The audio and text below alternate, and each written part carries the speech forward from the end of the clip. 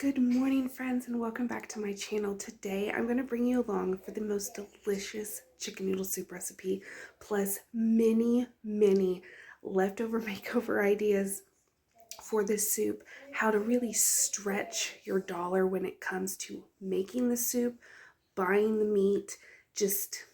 This video is packed full of information. Plus we are making homemade noodles, so you get that recipe as well. Also, this video is a little bittersweet. It is the last video I made in our old home, so I hope you stick around and let's get started. Okay, so the first thing you want to do is have some sort of bone-in chicken. Now, today I actually found an excellent deal. They had split chicken breast for 99 cents a pound. So I got I got 4 huge packs for about $4 or $5 a piece. But whatever cut you're wanting to use, just make sure it has the bone in the skin, because that's where you're going to get all that nutrition, the collagen, the flavor. It's all going to come from the skin and the bones. Optimal would be to use a whole chicken, but any type of bone-in chicken is going to work for this, even if you just had wings. It's going to be more tedious to get the meat off those little wing bones, but you can still do it. So just know whatever's on sale, whatever you have on hand, as long as it's a bone-in skin on, then it's going to be great for this recipe. So I'm utilizing my crock pot because it just makes the best broth. So I have 6 split chicken breasts. It's going to make a big pot of soup, and we're going to eat on this for a couple days. Is usually all it lasts. So first, we're going to season all the layers. So if you're stacking your meat, just make sure you're seasoning all your layers. I have some Himalayan pink salt with lemon and dill in it. I'm going to put in some more of my sage, and I'm just keeping it on the stem because we're going to strain the broth. But sage, oh, it makes the best stock. Obviously, I'm not going to be canning this. We're going to be eating it. But if you're just making stock to make it, whew, do the sage. I'm doing some couple sprigs of rosemary. I'm going to do some pepper. And I have some herbs from my garden this year that I dehydrated.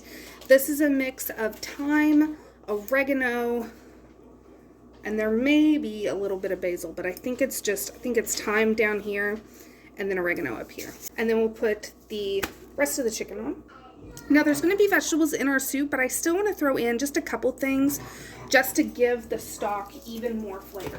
So the first thing we are adding is a bowl of garlic, like this, and just throw that in. Throw in 1 onion, and I'm going to kind of just roughly chop. You wouldn't even have to chop, but I'm running out of space. This one nice wonky carrot. Now, you don't technically need to add any liquid to this. It's going to create its own stock just because of the skin and the bones and whatnot. But I want to make sure I have plenty of stock for my soup tonight. So I'm going to add probably a quart of water.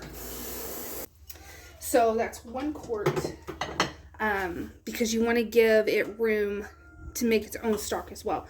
But I don't have any of my canned stock here at this house, so gotta make sure I make enough. But this is going to now go on high, or if you have more time, you can put it on low and just let it cook for 6-7 hours. I'm going to put it on high, and it should be done in about 3 to 4 hours, just because there's a lot of meat in there.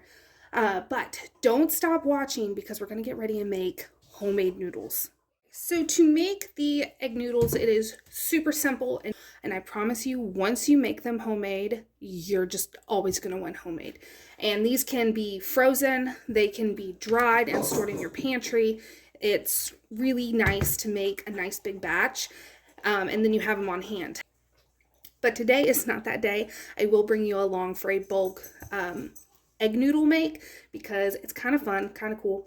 But today we are just doing a double batch of my recipe because, again, it's a big pot, and who doesn't love noodles?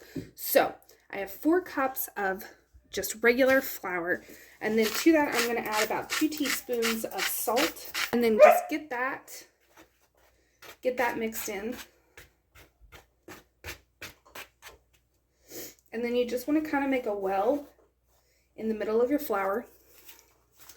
You can also do this on a countertop, but I just have a really nice big bowl. And to this, we are going to add 4 eggs. Right, and again, just with your hands, just get in there and kind of whisk.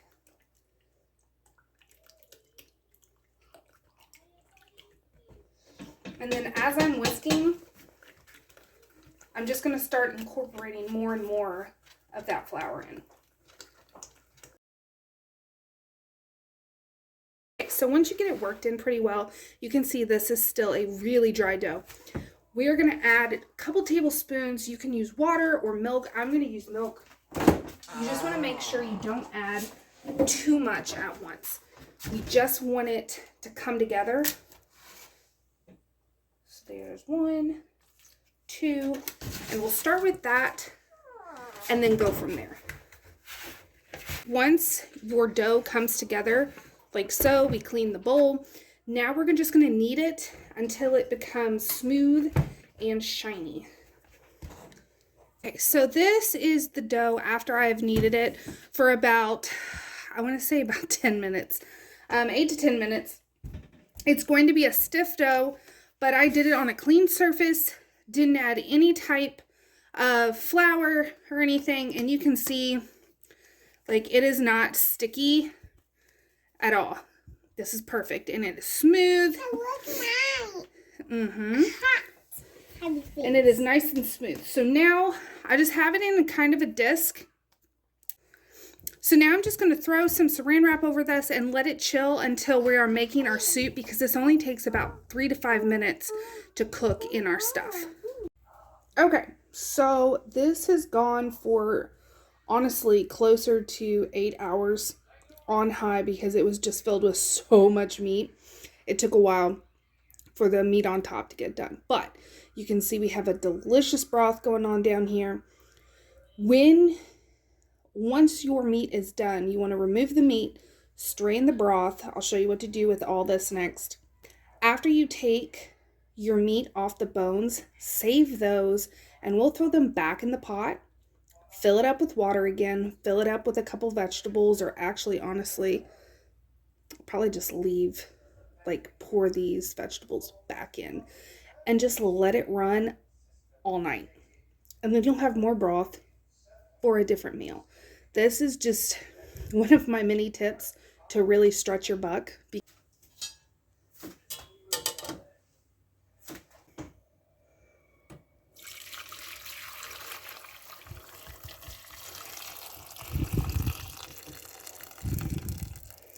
So right now we're going to throw in all of our veggies and let our veggies cook completely while we're deboning the chicken.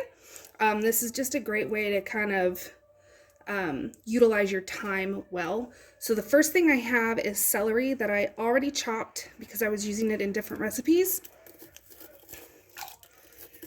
So as much celery, and I even did the greens.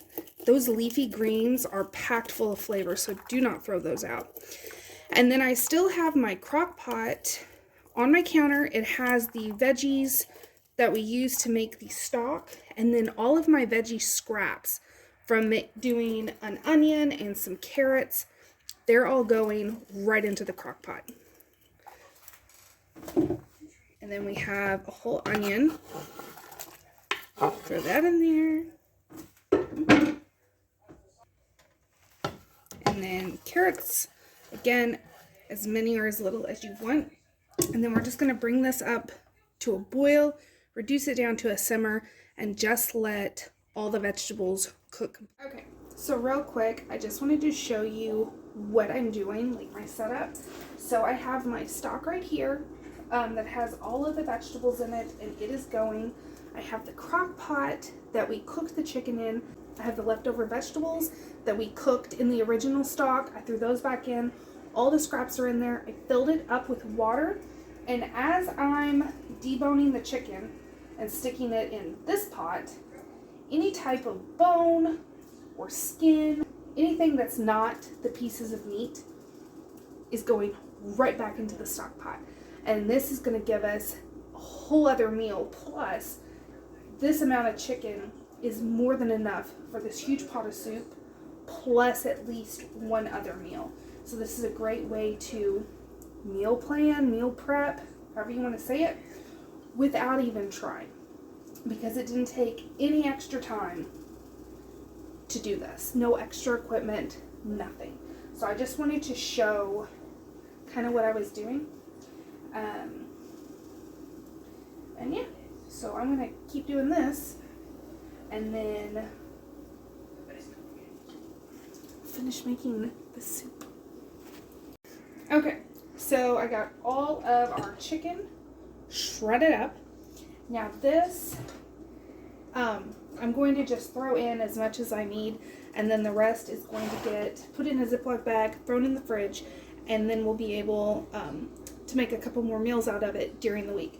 If you didn't want to use it within the next couple days, go ahead and put it in a Ziploc bag and throw it in the freezer, and it's perfectly fine. But we're putting the last of our scraps in our crock pot. And then we want to go ahead and season this with salt. That should be good. So now this is going to be on low, and we're just going to let it go all night, and it will be delicious broth that, again, we can either cool, put in our fridge, and use within a week, or it can go in the freezer.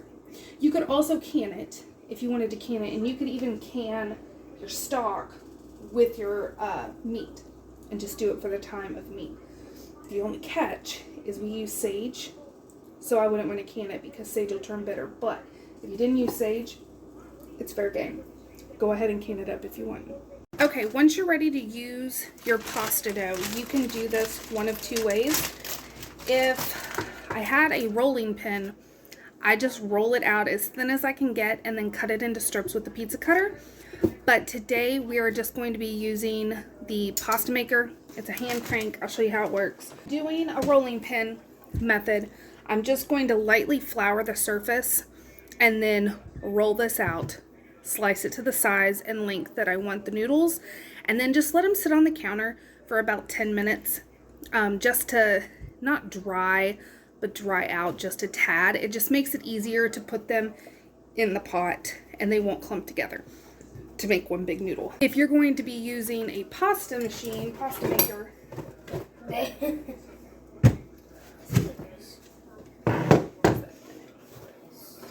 then you're going to need to go about it a little differently. So.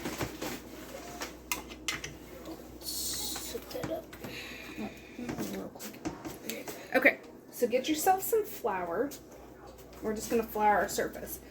And then you just want to grab a little ball of your dough. And we're just going to form it into a just disc. So you just want to form it into a little disc, and we're just going to very lightly tap it with flour.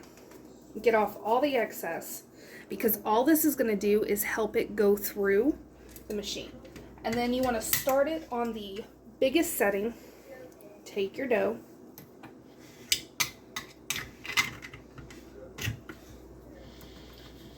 and run it through.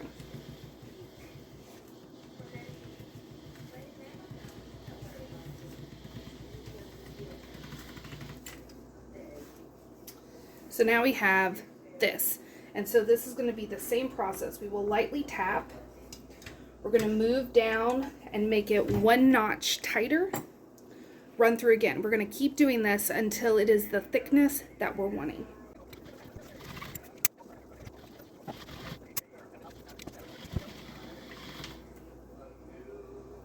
Okay, so this is about how thin I want mine, because I like my noodles on the thicker side. And remember, they're going to puff up. So you don't want to do it too thick, or you're going to have a dumpling versus a noodle. But we're just going to let this sit to the side. and wait for us to get the rest of these done.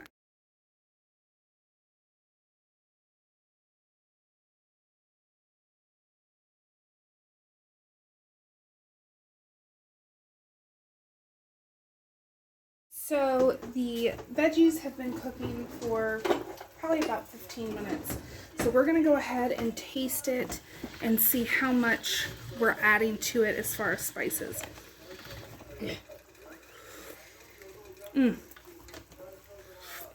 That is so good. So I just want to add a little bit of thyme, a little more garlic, because you can never have too much garlic. I am not adding any salt yet because we're going to wait until we put in the chicken and the noodles, and then we'll taste it right at the end. This is just more flavor profiles. And then some dill weed. And over here, we have the noodles that we have been flattening into lasagna style noodles. And so at this point, again, you can either use a knife or pizza cutter and cut them how you want, but we're going to be using the fettuccine cut right there, and that's the size we're going to be doing it. And then I'm just going to chop them to about this length.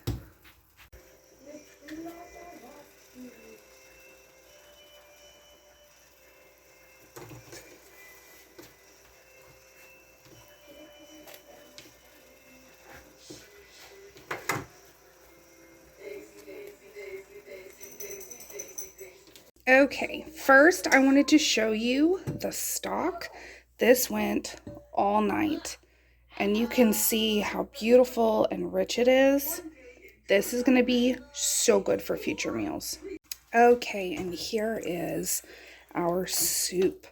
So a couple ways you could do this. If you wanted it to be actual soup, of course add a ton of broth. If you wanted it to be more just a chicken noodle, only add, for the amount of noodles that I did, only add about 1 to 2 quarts of broth, and they will soak everything up, and it just becomes almost a gravy consistency, and it's so good. But we want soup. So here it is. I hope you enjoyed this recipe. I hope you try it out for yourself. It is absolutely amazing. And then I'll go ahead and give you some leftover makeovers. This, of course, soup day 1. Day 2, it can be chicken noodles with a side of something.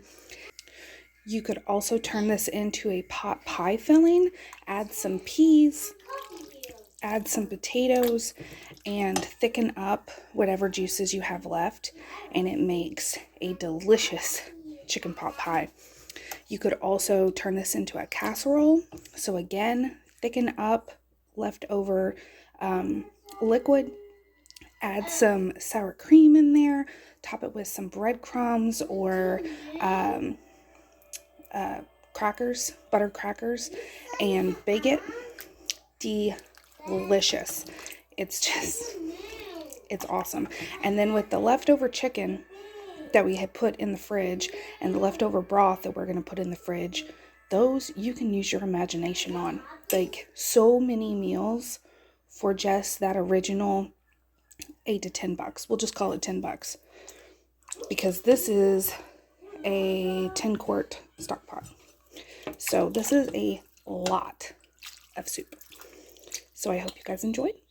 I hope you like. If you like this kind of stuff, make sure you subscribe, and I will see you all next time. Thanks for watching.